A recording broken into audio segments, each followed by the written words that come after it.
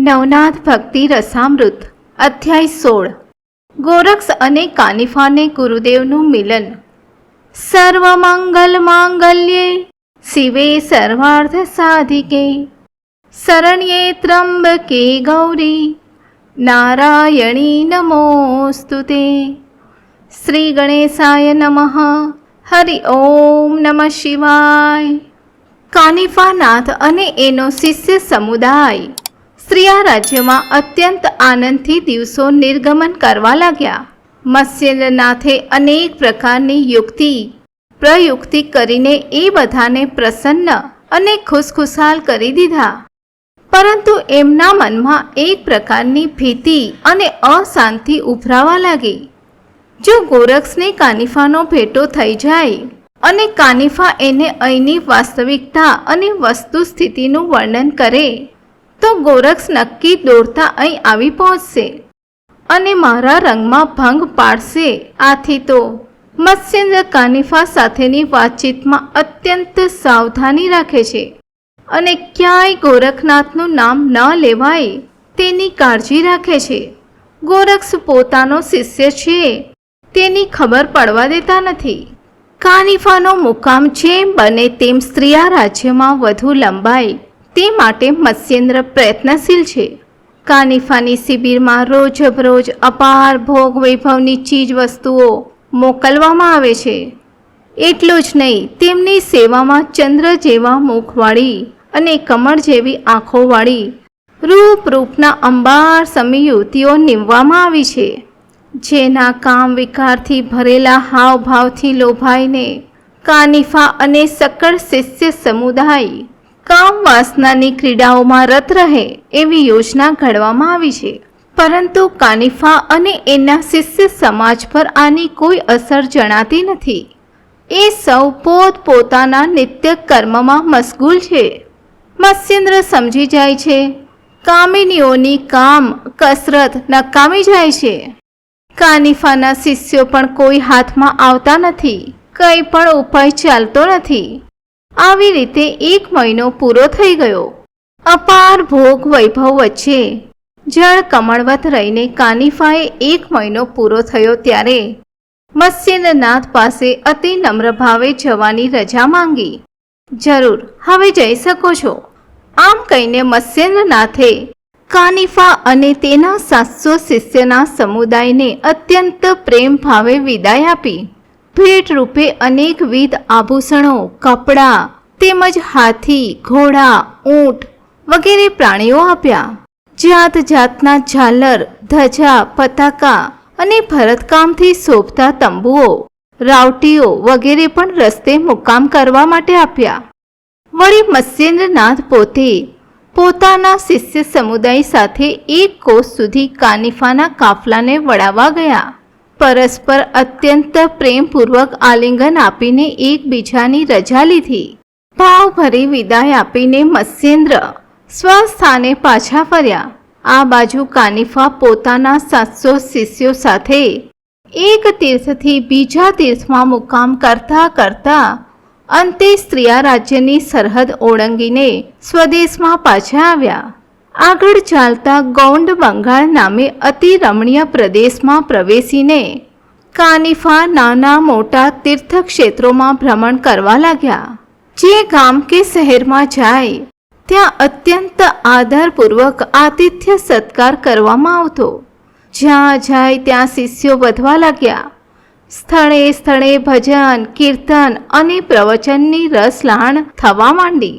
લોકો કાનિફાનાથ અને નાથ પંથનો જય જયકાર કરવા લાગ્યા. આવી રીતે નાથ સંપ્રદાયની ધજા પતાકા ફરકાવતો સકળ સંઘ હેલાપટ્ટણ ગામને પાદરે આવી પહોંચ્યો. જનતા જાણે કે હિલોળે ચડી. સર્વત્ર આનંદ મંગળ વર્તાઈ રહ્યો. સ્વામી મહારાજના દર્શન માટે લોકો પડાપડી કરવા લાગ્યા. આમ હેલાપટ્ટણની 10 દિશાઓ કાનિફાની કીર્તિથી ગુંજવા લાગી. રાજસભામાં પણ સેવકો દ્વારા મહાન સંતના આગમનના સમાચાર પહોંચ્યા. રાજા ગોપીચંદે પણ સંતની પધરામણી કરવા માટે દૂતને અગાઉ તપાસ કરવા મોકલ્યો. તેને મુખે સંતની સુવાસ વિશે ઉત્તમ વૃત્તાંત સાંભળીને રાજાએ અત્યંત આદર અને ભાવપૂર્વક મુનિવર અને તેના શિષ્ય સમુદાયને આવકાર આપ્યો. રાજદૂતે નાથ મુનિમાં રાજયોગની વાત કહી સંભળાવી. ગામે ગામ જ્યાં જાય ત્યાં ઉત્તમ પ્રકારની શણગારેલી શિબિરોમાં નાથ પંથની ધજા પતાકા ફરકાવતા તંબુઓ સઘળાનો મુકામ હોય છે. આગળ કાનિફા અને પાછળ 700 શિષ્યોનો સમુદાય જ્ઞાન અને ભક્તિની ગંગા વેવડાવતો ગોરક્ષક બંગાળ દેશમાં ગામડે ગામડે ફરી રહ્યો છે. આવી રીતે ગામો, નગરો, વીથિ, વાટિકાઓ અને જંગલો વટાવતો કાનિફાનાથનો કાફલો સહજ ભાવે આગળ વધી રહ્યો છે. તેવામાં એક જંગલમાં વેલી અને વૃક્ષોથી વીંટાયેલ વન પ્રદેશમાં કાનિફાએ સહેજ સ્થિત પ્રાપ્ત એવા ગોરક્ષને જોયા. ગોરક્ષે પણ કમરબંધ, કોપિનધારી, સિંગી, શૈલીથી શોભતા કાનિફાને જોયા. એકબીજાની દ્રષ્ટિ મળતા જ આદેશ, અલખ નિરંજન શબ્દોની આપલે થઈ. કાનિફા શિવિકાસન પરથી નીચે ઉતર્યા અને જરી ભરેલા ગાલીચાઓ જમીન પર પથરાવી ગોરક્ષને અત્યંત પ્રેમ ભાવે તેના પર બેસાડ્યા. પછી પોતે પણ ગોરક્ષની નજીક બેઠા અને બોલ્યા, હે નાથ પંથની વરદમૂર્તિ, વ્યક્તિ વિશેષ, આપના ગુરુદેવ કોણ? આ સાંભળીને ગોરક્ષનાથે મત્સ્યેન્દ્રનાથને માંડીને સવિસ્તર બધી વાત કહી સંભળાવી અને ઉમેર્યું, હે વરદપાણી ઉદય મિત્ર, હું આપથી અતિ પ્રસન્ન છું. મત્સ્યેન્દ્રનાથ જેવા સમર્થ મહાપુરુષનો હું દાસાનો દાસ છું. પણ હે કાનિફા, આપના સમર્થ ગુરુ કોણ છે તે કહો. ગોરક્ષની વિનમ્ર વાણી સાંભળીને કાનિફાએ જાલંધરની કથા, પોતાના જન્મ વૃત્તાંત અને ગુરુ દત્તાત્રેયની પરમ કૃપા વિશે વિસ્તારથી વાત કહી સંભળાવી. આમ બંનેએ એકબીજા વિશે જાણકારી મેળવી, મનનું સમાધાન કર્યું અને મિલનની આ સુંદર ઘડી અને સુયોગ માટે પ્રસન્નતા વ્યક્ત કરી. પછી કાનિફાના મનમાં એક વિચાર આવ્યો કે મત્સ્યેન્દ્રનાથે ગોરક્ષ શિષ્યને દત્ત પ્રભુનું વરદાન અપાવીને દત્ત કૃપાથી અમોઘ વિદ્યાનું દાન કર્યું છે, તો આ વિદ્યા રત્નનું સાચું પ્રમાણ જાણવું જોઈએ. એ માટે પોતાના ગૌરવને દાવ પર લગાવીને શોધ કરવી જોઈએ. આમ વિચાર કરીને સહજ ભાવે દ્રષ્ટિ કરી તો સામે જ આમ્રવન આંબાવાડી દેખાઈ. ઝાડો પર પાકી કેરીની શાખાઓ ઝૂમતી હતી. એક માદક અને મધુર સુગંધ ચોમેર ફેલાઈ હતી. એ જોઈને ગોરક્ષને કાનિફાએ કહ્યું, બંધો, લાંબી મુસાફરી અને તીર્થાટન કરીને હવે થાકી ગયો છું.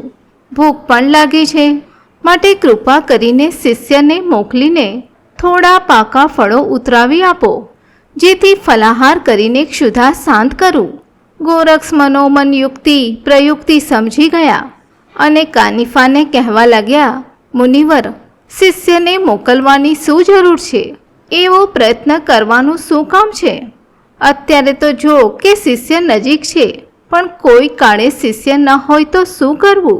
માટે આપણે એમ કરીએ, ગુરુ પ્રસાદનો પ્રતાપ કેવો છે તે જોઈએ અને વિદ્યાના બળે પાકા ફળો તોડીને અહીં હાજર કરો, જેથી ભૂખનું નિવારણ થાય અને આત્મા પ્રસન્ન થાય. આ સાંભળીને કાનિફા બોલ્યા, જો તમારી ઈચ્છા હોય તો પછી અત્યારે જ ગુરુ કૃપાથી પાકા ફળો તોડીને લાવું છું. એમ કહીને તત્ક્ષણ ભસ્મની ચપટી લઈને વિભક્તાસ્ત્ર મંત્ર ભણી આકર્ષણ અસ્ત્ર છોડ્યું. અસંખ્ય પાકા ફળો પટોપટ વૃક્ષો પરથી ખરીને ઢગલો થઈ ગયા. પછી શિષ્યો સહિત આખા સમુદાયે ખૂબ પ્રેમથી મિષ્ટ મધુર ફળો આરોગ્યા. ક્ષુધા શાંતિ કરીને હાથ પાણીથી ધોયા. આવી રીતે આ પ્રકરણ અહીં પૂર્ણ થયું. ગોરક્ષને મનમાં થયું કે કાનિફાએ પોતાની રિદ્ધિ, સિદ્ધિ અને વિદ્યાનું મારી આગળ પ્રદર્શન કર્યું, તો હવે મારે પણ એને મારો પરચો અને પ્રતાપ દર્શાવવા પડશે. આવું વિચારીને કાનિફાને કહેવા લાગ્યા, હે મહાત્મન, તમે ઉત્તમ પ્રકારની પરુણાગત કરીને મિષ્ટ મધુર ફળો પીરસીને જીભને ચટાકો લગાડ્યો એટલે એની પાછળ મુખ શુદ્ધિ માટે હવે મુખવાસની જરૂર પડશે. કાનિફા બોલ્યા, ખૂબ સુંદર, હું તમારા શબ્દોને માન આપું છું, તો હવે તમે થવા દો મુખવાસ. પછી ગોરક્ષનાથે બારણામાં ઉગેલી લવંગ લતા પર લક્ષ કરીને વિભક્તાસ્ત્ર ભણીને ભસ્મ ફેંકી. તરત જ ત્યાં લવંગનો ઢગલો થઈ ગયો. કાનિફા તેમજ શિષ્યો સહિત બધાએ લવંગથી મુખ શુદ્ધિ કરી. બધાના મુખમાંથી વાહ વાહના ઉદ્ગાર સરી પડ્યા. પછી બધા શુદ્ધ પાણીથી હાથ ધોઈને નિરાંતવા થઈને સંતોષપૂર્વક પોતપોતાના આસને બિરાજ્યા. બધાને આનંદમાં ઝૂમતા જોઈને ગોરક્ષનાથ બોલ્યા, હવે ખાતા વધેલા બાકીના બધા ફળો જે તે ઝાડ ઉપર જેમના તેમ પાછા લગાવી દો, પછી જ આગળ વધજો. ગોરક્ષનાથના આવા વચનો સાંભળી કાનિફાનાથ આશ્ચર્યથી બોલ્યા, અરે વાહ, એવો કોણ બ્રહ્માનો પુત્ર છે જે તોડેલા ફળોને પાછા ઝાડ ઉપર જે તે સ્થળે ચોંટાડી શકે. ત્યારે ગોરક્ષનાથે કહ્યું, હે ગુરુપુત્ર, જેની પવિત્રતાની સીમાનો કોઈ પાર નથી, એવા પરમ પવિત્ર પુરુષ માટે આવી કોઈ પણ ઘટના ઘટાવવી વિચિત્ર કે અશક્ય નથી. જો એવું સામર્થ્ય ન હોય તો ગુરુને નામે ગર્વ કરવો એ નરી દાંભિકતા જ ગણાય, અને આવડો મોટો શિષ્યોનો જમેલો ભેગો કરવો એ નકામું જ કહેવાય. જે પોતાના પ્રતાપે દૂધનો દરિયો રેલાવી શકે તે છાસને માટે ઘેર ઘેર ભીખ માંગે તે કેવું કહેવાય. જે પોતાની આંખના કૃપા કટાક્ષે પથ્થરને પરિસમાન કરી શકતા હોય તે પછી સુવર્ણને માટે કોઈ ધનવાનની આરાધના કરે તેને શું કહેવું. જેના વચન બાણે સમગ્ર દેવ દાનવો ધ્રુજતા હોય તેવા મોક્ષને માટે ભૂત પલિતની આરાધના કરે તો કેવું કહેવાય. જેનો ગુરુ કબાડી હોય તેની દરિદ્રતા કોણ ફેડી શકે. ગોરક્ષનાથનું આવું કઠોર સંભાષણ સાંભળીને કાનિફાનાથ અતિ ક્ષોભ પામ્યા. જેમ અગ્નિમાં ઘીની આહુતિ પડતા અગ્નિ ભભૂકી ઉઠે તેવી રીતે કાનિફાનો ક્રોધાગ્નિ પ્રજ્વલિત થઈ ગયો. તે ગરજીને કહેવા લાગ્યા, હવે બેસ બેસ, જાણ્યું જાણ્યું, તું અને તારો ગુરુ કેવો પ્રતાપી છે તે. એટલે જ તો સ્ત્રીયા રાજ્યના નરકમાં કામાંધ રાણીની સંગાથે પાપાચાર આચરી રહ્યા છે. કેવડાવે યોગીજન અને આચરણમાં ઘોર પતન. જીતેન્દ્રિય હોવાનો દાવો કરે અને મૈનાકિનીનો સ્વામી બનીને જાત જાતના ભોગ વિલાસમાં રચ્યો પચ્યો રહે. તને ખબર છે તારા ગુરુ કેવા કેવા જ્ઞાન ગપાટા હાકે છે તે? એવા કબાડી ગુરુ તારું દળદર શું ફેડવાના. કાનિફાના અતિ કઠોર અને કર્કશ વચનો સાંભળીને ગોરક્ષનાથ પગથી માથા સુધી ગુસ્સાથી સળગી ગયા અને આક્રોશપૂર્વક કહેવા લાગ્યા, હવે બધી ચાવડાઈ રહેવા દે. તારા ગુરુ જાલંધર કેવા પ્રતાપી છે તેની મને ખબર છે. એટલે જ તો 10 વર્ષથી ગોપીચંદના હાથે કૂવામાં પડીને નરકમાં સબડી રહ્યા છે. જો સામર્થ્ય હોત તો કૂવામાંથી બહાર નીકળીને રાજાને કઠોર દંડ નહીં આપે. એ તો ગૌંડ બંગાળ દેશમાં હેલા પટ્ટણ ગામે ફસાઈ ગયા છે. ધન્ય છે ગોપીચંદની વીરતાને, જેણે ઘોડાની લાતથી ભરેલા કૂવામાં તારા ગુરુને ગોંધી રાખ્યા છે. મારા ગુરુ એવા નથી. આટલામાં તો આખા બ્રહ્માંડને હલાવી મૂકતે. શંકરના અસ્ત્રને હાથથી જ તોડી નાખ્યું. અરે અષ્ટભૈરવ, દેવ, દાનવ, મારુતિ વગેરેને વશ કરી દીધા. વળી વીરભદ્ર, દ્વાદશ આદિત્યો વગેરેએ પણ એના ચરણોમાં શરણું લેવું પડ્યું. મારા ગુરુજી તો નરકના કલેશમાંથી છોડાવે એવા છે. એનો પ્રતાપ તારે જોવો છે તો જોઈ લે. એમ કહીને ગોરક્ષનાથે જોડીમાંથી ચપટી ભસ્મ લઈને હોઠ આગળ લાવી સંજીવની મંત્ર ભણીને તૂટેલા ફળોને અગાઉ જ્યાં હતા તે જ સ્થાને પાછા વળગાડી દીધા. પોતાની નજર સામે જ આ અપ્રતિમ દ્રશ્ય જોઈને કાનિફાનાથ અતિ વિસ્મય પામ્યા અને કહ્યું, ધન્ય છે તુજને, ધન્ય ધન્ય તારા ગુરુદેવ. આમ કહીને દોડતા આવીને ગોરક્ષનાથને ખૂબ પ્રેમથી ભેટ્યા.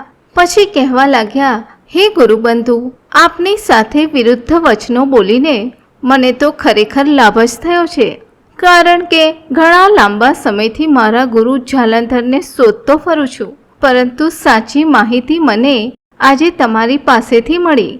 ત્યારે ગોરક્ષે કહ્યું, તમારું કહેવું અપ્રમાણસર છે. ખરેખર તો તમારે લીધે મને લાભ થયો છે અને મારે લીધે તમને લાભ થયો છે એમ કહેવું જોઈએ. તમે કંઈ ખરાબ કે કઠોર વચનો બોલ્યા નથી. એનાથી પૂરતી ચોખવટ થઈ છે અને ગુપ્ત ગુરુઓના રહસ્યના કબાટ ઉઘડી ગયા છે. એ બહુ ઉત્તમ થયું, જેનાથી ગુરુદર્શન માટે સાચી દ્રષ્ટિ મળી. એમ કહીને પરસ્પરને પ્રેમ ભાવે પ્રણામ કર્યા. પછી બાકી રહેલા ફળોને સ્પર્શાસ્ત્રોથી ગોરક્ષે સ્વસ્થાને ચોંટાડી દીધા. આમ અન્યોન્યના ગુરુની શોધ માટેનો માર્ગ સુલભ અને મોકળો થયો. બંને એકબીજાને આદેશ વંદન કરીને પોતપોતાના ગુરુમાર્ગે આગળ વધ્યા. ગોરક્ષનાથે સ્ત્રીયા રાજ્યની વાટ પકડી, જ્યારે કાનિફા ઉતાવળે હેલ્લાપટ્ટણ ગામે જવા ઉપડ્યા. રસ્તામાં મુકામ કરતા કાનિફા ચાલ્યા જાય છે. ચિત્તમાં ખળભળાટ મચી ગયો છે. ગુસ્સાનો પાર નથી. જઈને તરત જ રાજા ગોપીચંદને ભસ્મ કરી દઉં. એ દુષ્ટે મારા ગુરુ જાલંધરને ખૂબ દુઃખ આપ્યું છે એમ વારંવાર કહેતા સાક્ષાત વૈશ્વાનર જેવા કાનિફા પોતાના શિષ્ય સમુદાય સાથે હેલાપટ્ટનને પાદર વનવાટિકામાં આવી પહોંચ્યા. કાનિફાના આગમનના સમાચાર રાજા ગોપીચંદે જાણ્યા. એ તત્કાળ પોતાના પરિવાર અને રાજ દરબારીઓ સાથે પોતાના વૈભવ અને ઐશ્વર્યના રાજથાટ સહિત કાનિફાનો સત્કાર કરવા ગામને પાદરે આવવા નીકળ્યા. એના મનમાં વિચારો સળવળી રહ્યા હતા. મારા વૈભવ અને વિલાસને અનુરૂપ આ મહાનુભાવ જણાય તો મન, વચન, કર્મથી એમને જ ગુરુપદે સ્થાપવા. 700 શિષ્યોના સમૂહ સાથે પૂર્ણ યોગી બ્રહ્મચારી કાનિફાનાથ હાથી, ઘોડા, ઊંટ વગેરેની સવારીથી શોભતા ત્યાં આવી પહોંચ્યા. સંપૂર્ણ સૈન્ય સાથે અને પોતાના રાજ દરબારીઓના ઠાઠ માઠ સાથે રાજા ગોપીચંદ સંતનું સામયું કરવા આગળ આવ્યા. પાદરમાં રાવટી, તંબુઓ અને શિબિરોનું નગર ઊભું થઈ ગયું. પોતાના સરદારો, મંત્રીઓ અને નગર શ્રેષ્ઠીઓ સાથે છત્ર, ચામર વિભૂષિત અનેક રાજ સંપત્તિનું પ્રદર્શન કરતા રાજવી પગે ચાલતા સામે જઈ સંત કાનિફાનું અભિવાદન અને સત્કાર કરે છે અને પોતાના અંતરના ભાવ પ્રગટ કરતા કહે છે કે પ્રારબ્ધના યોગ વડે મારે આંગણે આવા સંત શિરોમણી સિદ્ધ પુરુષ પધાર્યા છે, તો એની પાસે અનુગ્રહ દીક્ષા લઈને એને જ મારા ગુરુપદે સ્થાપું. મારી માતાએ મને જાલંધર જતી પાસે દીક્ષા લેવા સૂચવ્યું, પણ એ મારે યોગ્ય ગુરુ નથી. એ તો કંગાળ છે. ક્યાં રત્ન અને ક્યાં કાચ, ક્યાં કલ્પતરુ અને ક્યાં બાવળનું ઝાડ.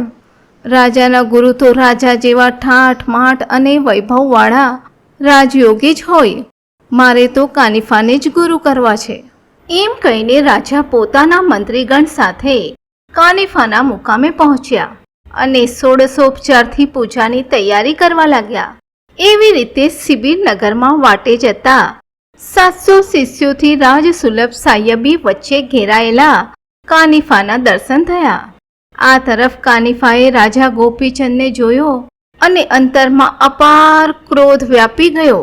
આને અત્યારે જ શાપ આપીને ભસ્મ કરી દઉં એવો વિચાર આવ્યો.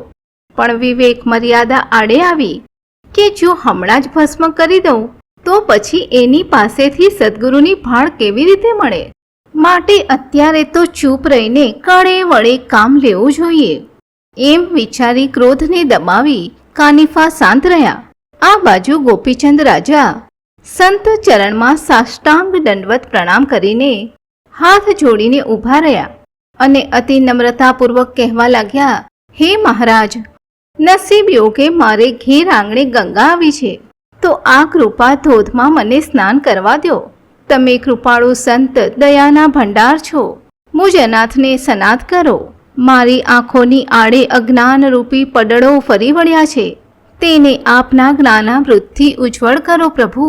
તમે કલ્પતરુ છો, મારી કલ્પનાને સાકાર કરો. હે નાથ, મારા પર અનુગ્રહ કરીને મને આપનો દાસ બનાવો. રાજાનું અતિ મધુર નમ્રતા પ્રચુર સંભાષણ સાંભળીને કાનિફાનો ક્રોધ શાંત થયો.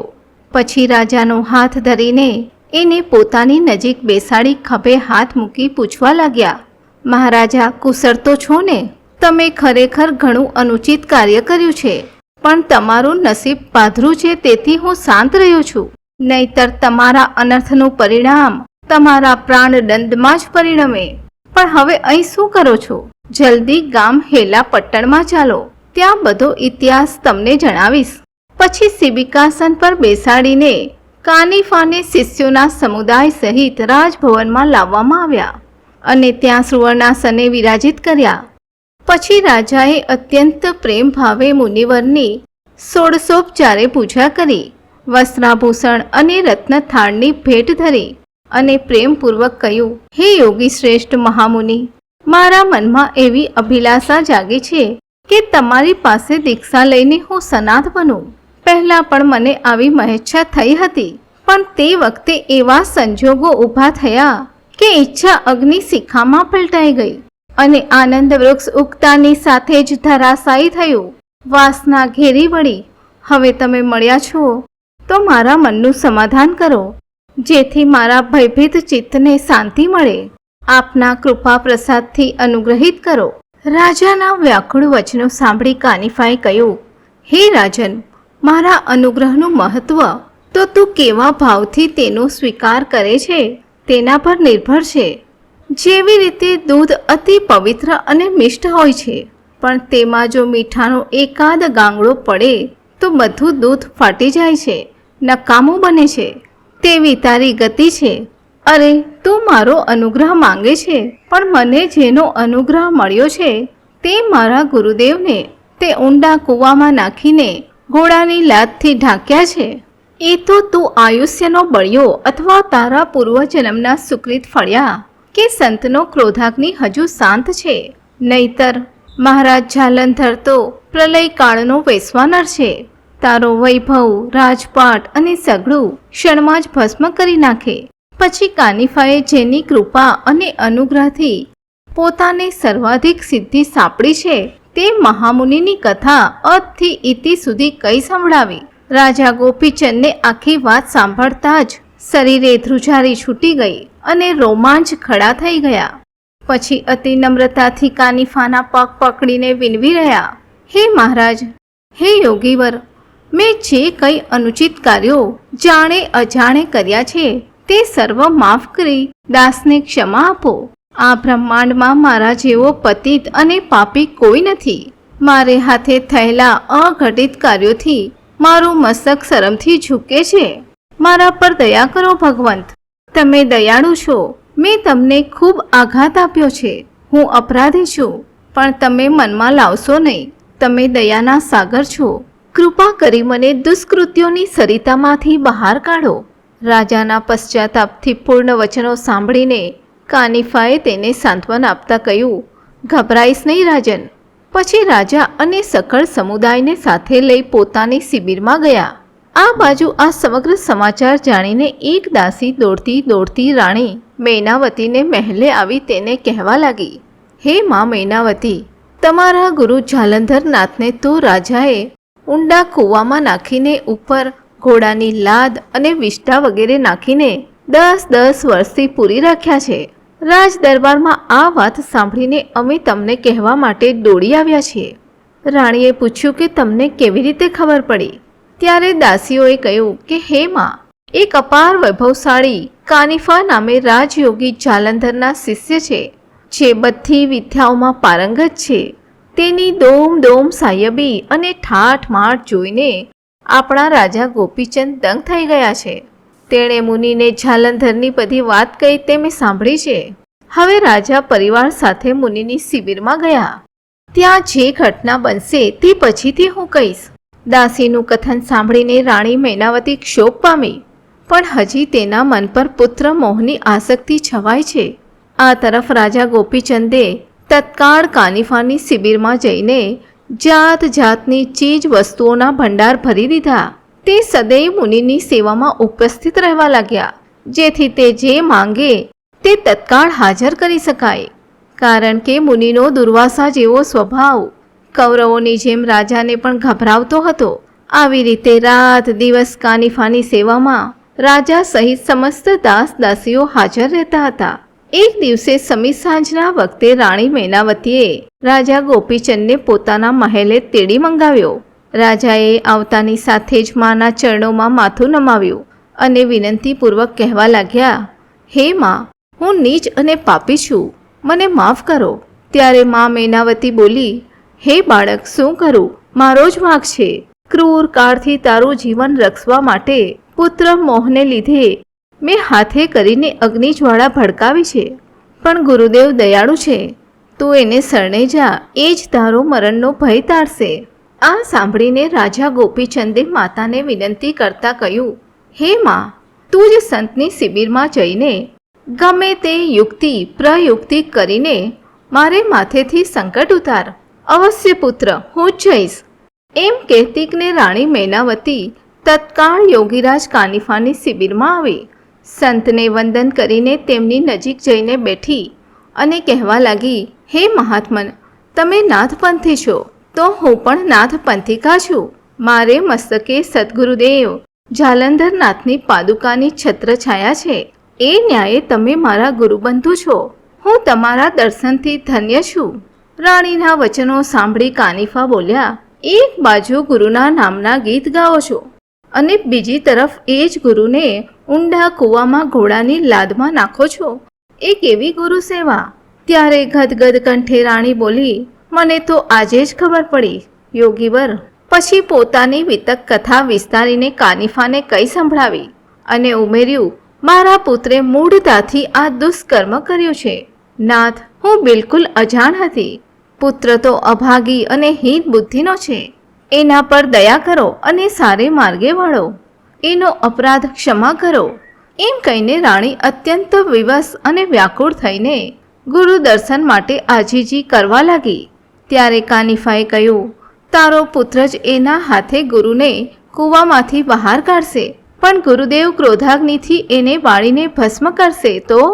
માટે કૃપા કરીને આપ શ્રી પાછળ રહીને યુક્તિ પ્રયુક્તિથી બહાર કાઢવામાં મદદ કરજો. હું તમારી ગુરુ ભગિની છું અને મારો પુત્ર તમારો ભાણેજ છે, માટે દયા કરજો. અખિલ બ્રહ્માંડમાં નાથ પંથની કીર્તિ પટાકા ફળ ઉડતી રહેશે. માટે તમારી ચતુરાઈથી શિષ્યનું રક્ષણ કરજો અને ઉચિત માર્ગદર્શન આપજો. આમ કહીને રાણી મૈનાવતી ત્યાંથી ઉઠવા લાગી. કાનિફાએ પરમ પ્રેમ ભાવે રાણીને પ્રણામ કરીને તેને આશ્વાસન આપ્યું અને કહેવા લાગ્યા, રાજાનું સકળ કલ્યાણ થાય અને ગુરુ દર્શન થાય એમ જરૂર થશે. તમે ચિંતા છોડી દો. પછી રાણી અત્યંત નમ્રતાથી કાનિફા નાથને વંદન કરી પોતાના મહેલે પાછી ફરી. ત્યાં રાહ જોઈ રહેલા પુત્ર ગોપીચંદને બધી વાત કહી સંભળાવી. પછી બધાના ભયનું તત્કાળ નિવારણ થયું. પશ્ચાતાપના અશ્રુથી શુદ્ધ થયેલો રાજા ગોપીચંદ માતાના ચરણોમાં આળોટી પડ્યો અને જાલંધરના અનુગ્રહ માટે કાનિફા તરફથી મળેલ આશ્વાસનથી અતિ પ્રસન્ન થયો. ઇતિ શ્રી નવનાથ ભક્તિ રસામૃત અધ્યાય 16મો સમાપ્ત. જે કોઈ આ અધ્યાય ગાશે, શીખશે યા સાંભળશે તેના પર કાનિફા નાથની કૃપા થશે. તેના અશુભ સ્વપ્ન દોષનું નિવારણ થશે, સંકટથી રક્ષણ થશે અને સદ્ગુરુ કૃપા પ્રાપ્ત થશે. ઇતિ ઓમ શુભમ ભવતુ. અવધૂત ચિંતન શ્રી ગુરુદેવ દત્ત. સદગુરુદેવ કી જય. નવનાથ ચિંતન શ્રી ગુરુદેવ દત્ત.